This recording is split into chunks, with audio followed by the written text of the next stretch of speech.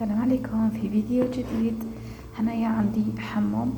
كنت حموم، هذا ماشي طعم الشعير اللي كنت درته معكم من قبل. هذا حموم. هنايا كنت نفخته، نديرو شويه ملح ونفخو.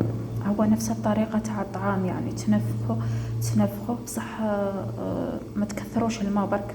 نصيحه انه الماء ما تكثروش بزاف، لانه بالخير يتشمخ ويتفور زوج مرات كيما الطعام العادي، يعني عادي. بالنسبه للمرق انا قطعت البصل والطماطيش بهذه الطريقه.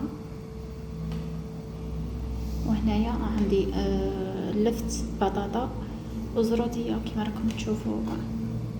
هنا راح ندير كل شيء، راح ندير كل شيء يتقلى مع بعض، كل شيء يتقلى مع بعض. بعد نرجع نصفي المرقه تاعي. بالنسبه للتوابل هنا عندي زبده. انا راح ندير الزبده، مانيش حندير الزيت طبعا. هنا عندي ملح، راس الحانوت، حرور،